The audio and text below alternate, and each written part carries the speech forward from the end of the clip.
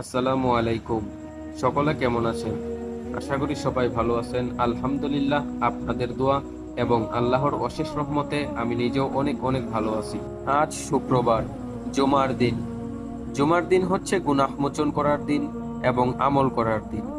আর এই দিন বয়ে আনে নতুন আশা, নতুন স্বপ্ন, নতুন ইচ্ছে। তাই আজকের এই দিনে নিজেদের পুরোপুরিভাবে পরিশুদ্ধ করতে আমি আর আফজাল ভাই চলছি নিজেদের রুম ছেড়ে মালদ্বীপের সব থেকে বড় মসজিদ সালমান মসজিদের উদ্দেশ্যে। এই মসজিদটি মালে মালদ্বীপের পূর্ব প্রান্তে অবস্থিত।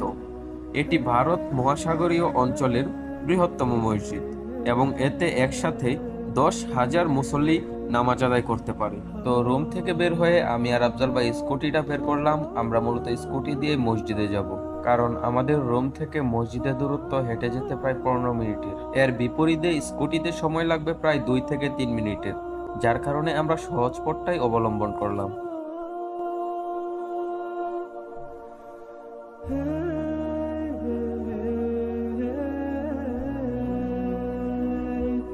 আমরা যে রাস্তা দিয়ে মসজিদে যাচ্ছি, এই রাস্তাটার নাম হচ্ছে কার্নিভাল রাস্তা। এটি মালদ্বীপ শহরের সব থেকে ব্যস্ত রাস্তাগুলোর মধ্যে একটি। আজকে যেহেতু জুমার দিন, তাই রাস্তার মধ্যে তেমন কোনো যানবাহনের কোলাহল নেই। আর মলদেবিয়ানদের কয়েকটা ভালো গুণের মধ্যে একটা হলো তারা নামাজের সময় সবকিছু বন্ধ রাখে, কারণ এই দেশটা 100% মুসলিম দেশ। তবে মজার বিষয় হলো, আপনি যদি এই দেশে মুসলিম না হন, তাহলে আপনি এই দেশে সিটিজেন পাবেন না। আর মালদ্বীপের এই আইনটাই হৃদয় কেড়েছে বিশ্বের অন্যান্য সকল মুসলিম দেশগুলোর।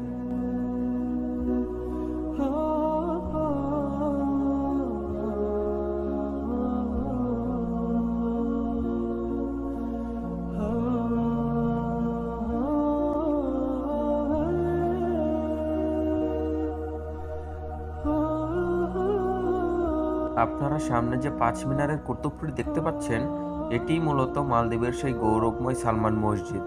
এই মসজিদে মলডোভিয়ানদের পাশাপাশি বাংলাদেশ, ভারত, পাকিস্তান, ইন্দোনেশিয়ান সহ আরো অন্যান্য অনেক দেশের প্রবাসীরা এসে নামাজ পড়ে থাকে। প্রায় 3 মিনিট বাইক ভ্রমণের পর আমরা একটি নির্দিষ্ট স্থানে আমাদের বাইকটি পার্ক করে আমরা যাচ্ছি মসজিদের দিকে, এখন হেঁটে হেঁটে।